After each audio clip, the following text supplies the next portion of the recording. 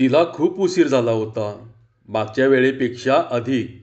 मागच्या वेळी ती दिवसाबरोबर घरी पोचली होती.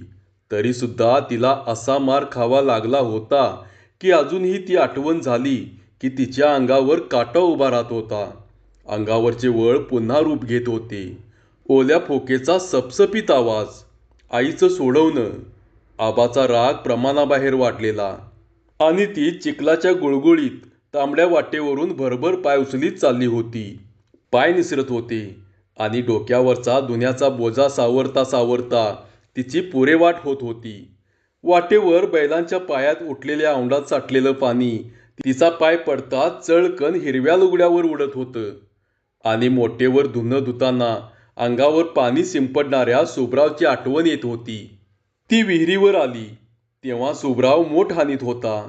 2 खिल्लारी बैल तोंडाला फेस येईपर्यंत मोठ ओढत होती. पत्र्याची काळीशार मोठ उसळत्या पाण्यानं गच्च भरून येत होती.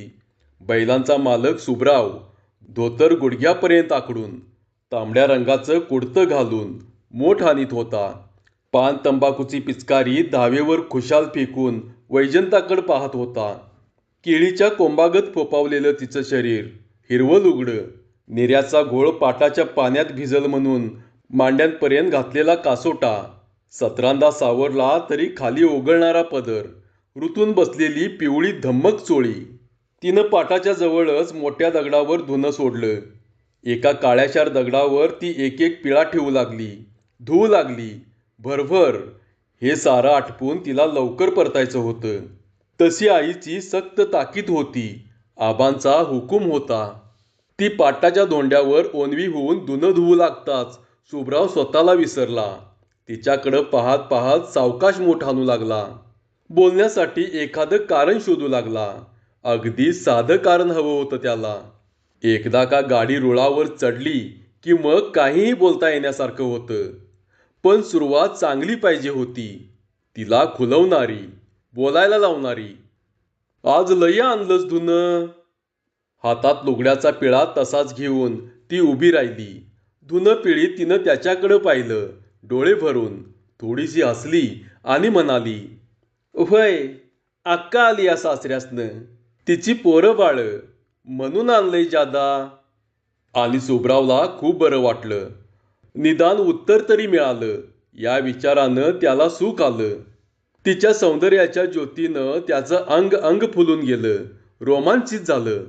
बैलांच्या शेपट्यावर हात देऊन त्यांना पुढं हाकून तो नाड्यावर बसला आणि तिच्याकडं आसुसलेल्या नजरेनं पाहत पुन्हा म्हणाला, "अवाईच येरवाळी यायचं नाही का?"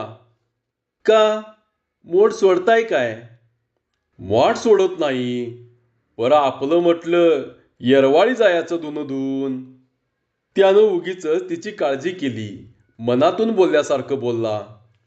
एक चिटाचा झंपर पायावर घेऊन त्याला साबण पुसीत ती म्हणाली, "व्हय, येरवाळी यायला पाहिजे होतं." आणि तिच्या या बोलण्यानं सुभराव आनंदित झाला. आपल्या मनातलं ती बोलली असं ओळखून त्याला बरं वाटलं.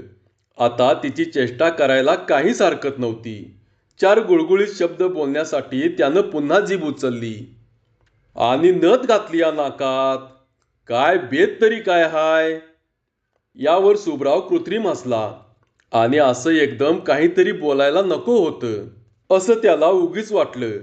आणि तिचं बोलणं ऐकायला तो उत्सुक झाला. तो बैलांना मागं ओढीत असताना ती लाडात येऊन म्हणाली, "अक्कानं दिली या, पारवर घालाय. मग तुम्हाला काय वाटलं?" "हे काय? मला काय वाईट दिसतंय होय? बेस की राणीवाणी शोभून दिसतीयास. भाग्यवानच तू ज्याच्या गळ्यात पडशील." टोचून बोलल्यालं कळतंय आम्हाला, ती 2 पिळं दगडावर ठेवून बोलली. आणि सुभराव गप्प झाला. पुन्हा तिच्याकडे पाहू लागला. तिच्या साऱ्या हालचाली टिपून घेऊ लागला. काळ्याशार दगडावर मागं पुढं होणारं गोरपान हात, निळ्या बांगड्या, किनकिन पांढरे स्वच्छ तळवे, सुभरावकडे पाहणारी तिची चोरटी नजर, इशारा, 2 डोळे, 2 सुऱ्या, नाकात लुडूलुडू हलणारी नथ, सारखा घोळणारा पदर, कातडीत रुतून बसलेली पिवळी धमक चोळी. मोठेचा वेग कमी आला. चाक फारसं वाजेनासं झालं. पाटातून वाहणारा पाण्याचा लोटही कमी झाला. सुभ्रावचं लक्ष कामावरून उडालं. विचार करून त्यानं पुन्हा काळजी दर्शवली. तुला कोणी धुणं धुयाला पाठवलं? हात केरवाच दिली आता. तळ हाताची साल्ट निघाली ती. ती ताट उभी राहिली. केसांची बट मागं सारून म्हणाली, लई कणव येतीया माझी. आणि सुभ्राव थोडासा घुटमळला. खोल विहिरीत पाहून मोठ भरल्याची त्यानं खात्री करून घेतली.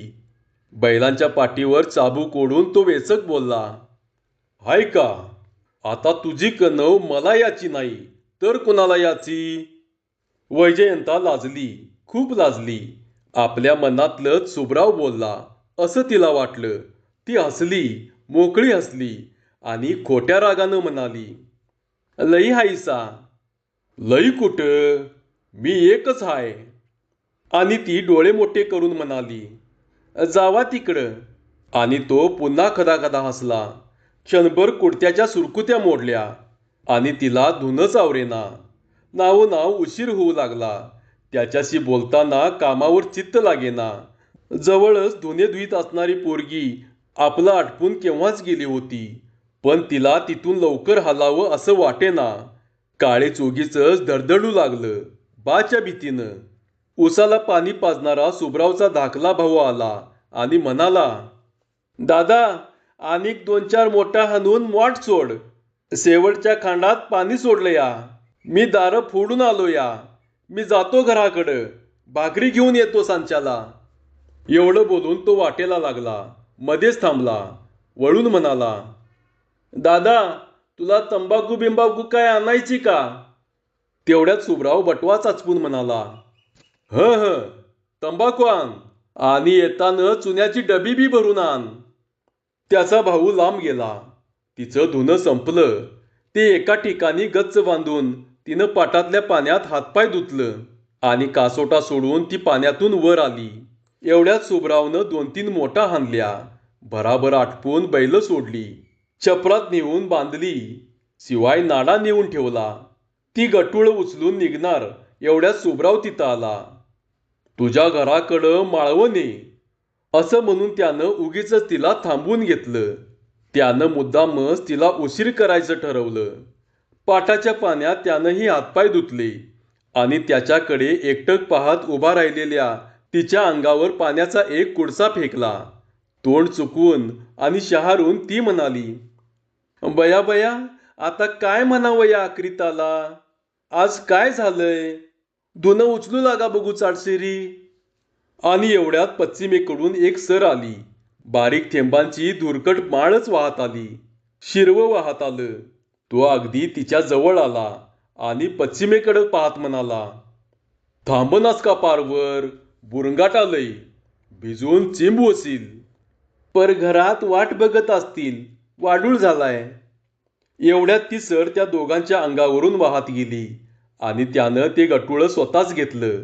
छपराच्या दिशेनं चालत गडबडीनं म्हणाला, चल लवकर, भिजशील बघ पाक.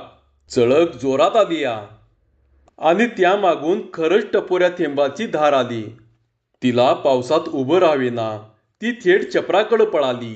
आत घुसली. एका मोडक्या गाडीच्या फळ्या तिथं पडल्या होत्या. त्यावर तिला बसायला सांगून त्यानं बैलांना उसाचा पाला टाकला आणि तोही तिथंच बसला. तिच्याजवळ गप्प. असा बराच वेळ गेला. पाऊस काही कमी झाला नाही, पण तिची काळजी मात्र वाढू लागली. बाच्या भीतीनं तिचा जीव एवढासा होऊ लागला.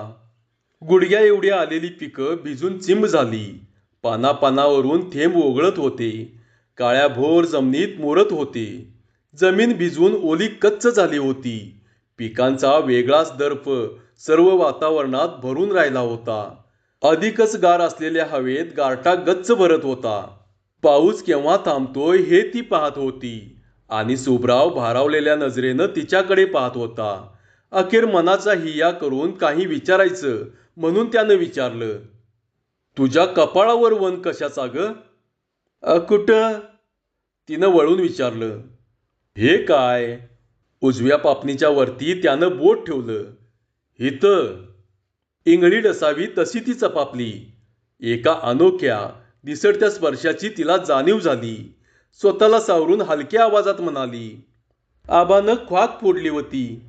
आबानं? त्याला एक मोठं आश्चर्य वाटलं. होय. आणि ते का? असाच एकदा उशीर झाला होता घरला परतायला. मग? मग काय, मरस्तवर मारलं. आ? काय कळत नाही का त्याला? आव लगा मी कुठं लागला असतं आणि जीव गेला असता म्हणजे बेस झालं असतं. म्हणजे? म्हणजे काय, बाच्या कारातनं तरी वाचले असते. जरा चरिकच दिसतो या. होय, सारी माणसं तेच म्हणते ती. आणि सुभरावच्या छातीत कळ आल्यासारखी झाली. जीव चक्रावर घातल्यासारखा झाला.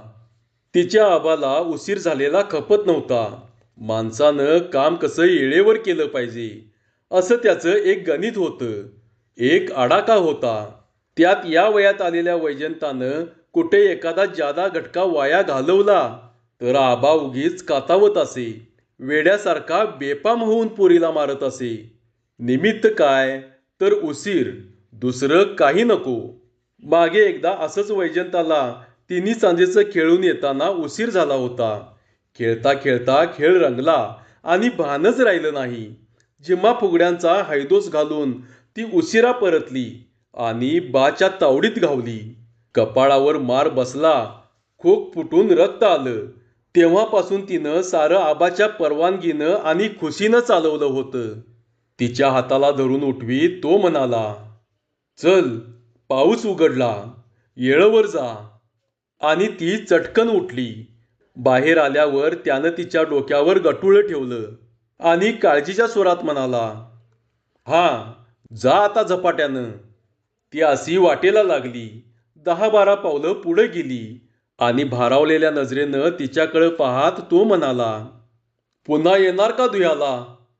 ती मागे वळली आणि डोळ्यांच्या कोपऱ्यातून पाहत उतरली. होय, आता रोजच यायची. उद्या मोठ हाय का? हाय की.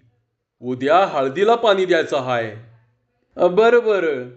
आणि तिनं पावलं उचलली. झपाट्यानं वाटेला लागली. चिखलानं बरबटलेल्या निसरड्या. आणि सुभराव कितीतरी वेळ पाहतच राहिला, वेड्यासारखा. तिनं गावात पाऊल टाकलं आणि पावसाचं गाणं पुन्हा सुरू झालं. पावसाच्या तिरप्या थेंबांनी तिचं निम्मा अधिक अंग भिजून गेलं आणि तिच्या शरीराची रेग आणि रेग दिसू लागली. अशी भराभर पावलांनी तिनं 4-5 घरं ओलांडली आणि धडधडत्या काळजानं तिनं घरात प्रवेश केला. धुण्याचा बोजा घेऊन ती सोप्यावर आली आणि बाबाकडे एकदा पाहिलं. रागरंग ओळखला. तांबारलेल्या डोळ्यांनी दाढी वाढलेला आबा सोप्यात भिंतीला टेकून बसला होता. शांतपणे पोरगी घरात शिरताच एखाद्या वाघाच्या नजरेसारखं किरण साधून त्यानं पोरीकडं पाहिलं आणि जरा शांत झाला. पोरीला सावकाशपणे धुणं वाळत घालू दिलं. वैजयंताला वाटलं, आबा शांत आहे, गप्प दिसतोय, सारं काही ठीक आहे, आज कसली भीती नाही. आणि त्याच एका आत्मिक सुखानं तिनं कापडं वाळत घातली, हातपाय धुतलं आणि मग आबाची धडकी बसणारी हाक आली, वैजय. घर दणानून सोडणारी तिच्या आबाची हाक ऐकताच तिच्या हातातून तांब्याच नाणीत आदळला. भाकरीला बसलेली तिची आई हादरली. थोरल्या बहिणीनं मांडीवर घेतलेलं मूल गपकन हललं. ओलं पाय घेऊन ती सोप्यावर आली. दाराचा आधार घेऊन उभी राहिली. नखं दातानं कुरतडीत. फिसकारलेल्या नजरेनं त्यानं तिच्याकडे पाहिलं आणि पुन्हा करड्या आवाजात हुकूम केला, ती बोटं काढ तोंडातली आधी, बोटं काढ. आणि ती थरथरू लागली, हिव भरलेल्या माणसागत. मागची आठवण राहिली नाही का तुला? ती गप्प उभी राहिली. तिच्या डोळ्यात पाणी उभं राहिलं. बोल की आता, तोंड हालं ना काय? का देऊ एक कानसुलात? त्याचा पारा हळूहळू चढू लागला. लाल लोखंडासारखा तो तापला. तरीही ती गप्प. सश्याच्या भित्र्या पिलासारखी ती उभी राहिली. तुला लवकर ये म्हणून सांगितलं होतं नव्ह का? भाकरीला बसलेली त्याची बायको तिथूनच म्हणाली, आता का तिची पाठ घेता? धुणं बिजमीचं होतं, एवढा वकूत लागायचाच की व. इतका वेळ मनातून जळपळत राहिलेला आबा तिरीमिरीत उठला आणि कोपऱ्यातल्या वैरणीतलं एक लांबलचक हिरवं ताट घेऊन ओरडून म्हणाला, तिला सांगतो की केवढा वकूत लागतोय ते. किती डाव सांगायचं हिला, तरी बी ध्यानात येईना. आणि धुमसणारा अग्नी केव्हा तरी पेटावा तसा तो पेटला, बिथरला. त्यानं वैजंताला हाताला धरून बाहेर ओढलं आणि मग सर्कसीतल्या जनावरासारखी ती बाहेर आली. डोक्यावर हात धरून तिनं मार चुकवायला सुरुवात केली. तिच्या पुढं ते ओलं ताट नाचवीत तो विचारू लागला, तुला लवकर ये म्हटलं होतं का नाही? होय, लवकर ये म्हटलं होतं का नाही? होय होय, ती रडक्या स्वरात उतरली आणि आबानं हुरडा चोपावा तसं तिला चोपलं. चोपतच राहिला. बायको आणि थोरली पोरगी त्याला आवरायला आल्या आणि त्या दोघींना त्यानं तिकडं ढकलून दिलं. आणि वैजंता मटकन खाली बसून डोक्यावर हात धरून मार चुकू लागली, किंचाळली. लहान मुलाला तिथंच टाकून तिची थोरली बहीण चावरकर दादाला बोलवायला पळाली. तिची आई पुन्हा आडवी आली. त्याचा हात धरून ती गरजली, काय कळतंय का नाही तुम्हासनी? उठलं सुटलं की पोरीला मारायचं. तरी सुद्धा तिचा बा गप्प झाला नाही, उलट अधिकच पेटला. पुन्हा तिच्या अंगावर चिपाड उडू लागला. चिपाड फुटलं, त्याच्या चिंबोळ्या झाल्या आणि अंगावर वळ उठले. चुन्याचं पाणी टाकून बळवावं तसं त्यानं तिला चोपलं, हात दुखेपर्यंत. चिपाडाचे रट्टे हाणून त्याच्या हाताला गोळे आले आणि शेवटी एक कमरेत लाथ घालणार एवढ्यात चावरकर धावत तिथे आला. त्याला खसकन मागे ओढून डापरला, हे थांब, लेका कशानं भुललास र एवढा? आणि मग त्यानं हातातलं चिपाड फेकून दिलं. रागानं लाल झालेला आबा शांत झाला, फक्त बडबडत राहिला. चावरेकरकडं पाहून त्यानं आवर्त घेतलं. त्याच्याशी तो काहीच बोलला नाही. आणि तो शांत झाल्याची खात्री झाल्यावर चावरेकर निघून गेला, 4 समजुतीच्या गोष्टी सांगून. थोड्या वेळानं तो जेवायला बसण्यासाठी आत गेला. चुलीपुढं बसत बायकोला म्हणाला, मला सांग, हिला चाटशिरी आटपून यायला काय होतंय? त्याच्या बायकोनं चुलीची भाकरी काढली आणि त्यावरची राख फुंकून म्हणाली, असू द्या हो, पोरीची जात. असू द्या हो, पोरीची जात. तिला पोरीची कणव आली. डोळ्यात पाणी उभं राहिलं. पदराच्या शेवटानं पुसीत असतानाच तो म्हणाला, अगं पोरीची जात आहे म्हणूनच सांगतोया. आपल्या पोरीच्या विचारातच असलेली ती पितळीत भाकर मोडून घालीत म्हणाली, यंदा हिचं कुठंतरी उरकून टाका बघू, म्हणजे तुमच्या एका कारातनं तरी वाचल ती. आणि तो हलकेच पुन्हा तापला. बायकोचे शब्द वर्मी लागले. तो आवाज चढवून म्हणाला, माझा कसला ग कार? होय? ती पुढे बोलली, आव तुम्हाला कळत कसं नाही? एका दिवशी अवलगा मी पोरीला लागल की कुठंतरी, मग केवढ्याला पडल? बेस होईल बघ. तिची बायको खुळ्यासारखी पाहतच राहिली. म्हणाली, इतकं पोरीवर चिडाय एवढी काय मोठी चूक केली हो तिनं? मग बराच वेळ तो शांत झाला. वाटीतल्या कोरड्याशात भाकरीचा तुकडा बुडवून तो तसा स्थिर राहिला आणि मोठ्यानं म्हणाला, पर मी म्हणतो, त्या सुब्याच्या खोपीत हिच्या बाचं काय गट्टुळं पुरलं होतं? होय? का जायचं तिनं तिथं? धन्यवाद.